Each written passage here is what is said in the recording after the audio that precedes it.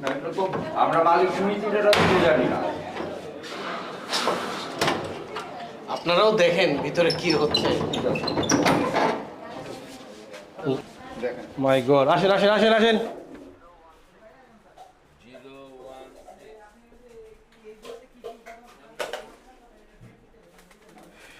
এখানে আমরা দেখতে পাচ্ছি বাচ্চাদের সেরেলাক খাবার উৎপাদন করতেছে।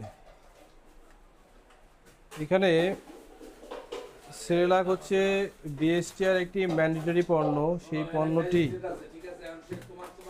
পণ্যের গুণগত মান যাচাই বাছাই না করে একদম কিছু শস্যকণা গ্রাইন্ডার করে আনহেলদি পরিবেশে তারা কোনো রকমে ক্রাশ করে প্যাকিং করে বিক্রয় বিতরণের প্রস্তুতি নিয়েছে।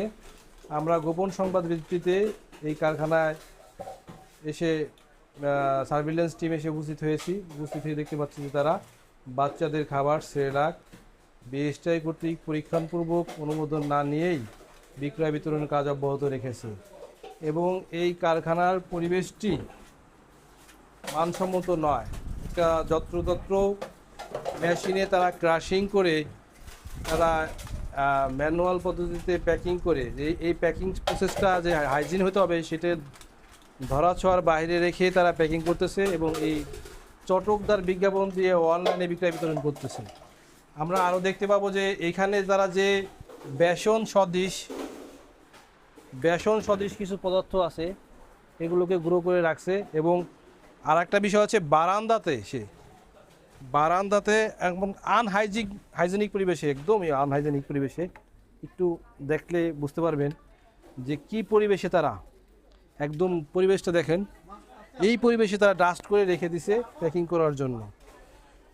এই প্রোডাক্টটি তৈরি করতে গেলে শস্যকণার সাথে ভিটামিন মিনারেলস প্রিমিক্সগুলা মিক্স করতে হয় এবং একটা অটোমেটিক হাইজিন মেশিনের সাহায্যে এটাকে স্টেরিলাইজ করতে হয়, তারপরে এটাকে প্যাকিং করতে হয়।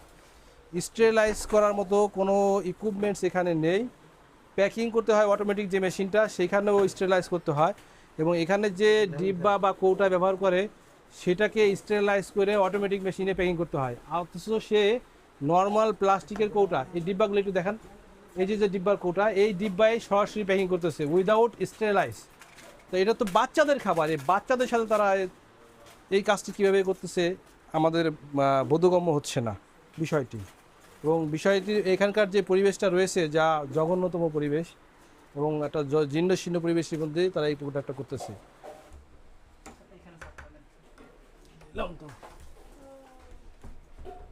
ঠিক আছে,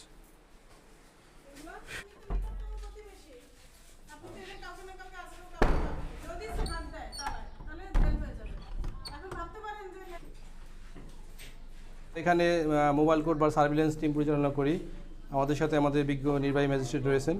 আমরা এসে দেখতে পাই যে এখানে বাচ্চাদের খাবার সেরেলাক, যেটা বিএসটিআই বাধ্যতামূলক পণ্য, তারা যত্রতত্র পরিবেশে আনহাইজেনিক পরিবেশে তারা কোনো রকম বেসন গুঁড়ো করে তার সাথে কিছু পচা খেজুর এবং অন্যান্য উপাদান মিক্সিং করে অস্বাস্থ্যকর পরিবেশে প্যাকিং করতেছে। মূলত এই প্রোডাক্টটা মানে মিক্সিং করার আগে বা পাউডার করার পরে এটাকে স্টেরিলাইজ বোতলে অটোমেটিকভাবে প্যাকিং করতে হয়। সম্পূর্ণ এর কোনো বালাই নেই, সম্পূর্ণ আনহাইজিন পরিবেশে এই প্রোডাক্টটা করতেছে। এটা বাচ্চাদের সেরেলাক পণ্য এবং বিপুল পরিমাণে পণ্য তৈরি করতেছে, যা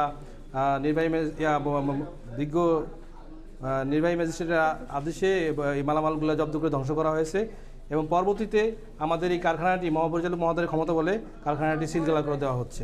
এখানে আমরা উপস্থিত কাউকেই পাই নাই, কর্মচারী, ম্যানেজার বা প্রতিষ্ঠানের মালিক কাউকেই পাই নাই। কারখানাটি সম্পূর্ণ তালাবদ্ধ ছিল। স্থানীয় লোকজনের সহযোগিতা নিয়ে আমরা এটা তালা খুলে ভিতরে যেয়ে উদ্ধার করতে পারি। আলামত হিসেবে আমরা কেমিক্যাল বলতে যে এখানে ছোটো ছোটো সাদা কিছু বস্তু পাওয়া গেছে নামবিহীন, আর কিছু ডাস্ট পাওয়া যাচ্ছে সেখানেও নামবিহীন, দেখতে ধূসর বর্ণের মনে হচ্ছে, কিন্তু বোঝা যাচ্ছে না জিনিসটা আসলে কেমিক্যাল না রং। পরীক্ষার জন্য কিছু আইটেম নিয়ে যাব, আমরা বিএসটিআই ল্যাবে পরীক্ষা করা হবে, এগুলো আমরা কিছু আইটেম জব্দ করে নিয়ে যাব। ধন্যবাদ।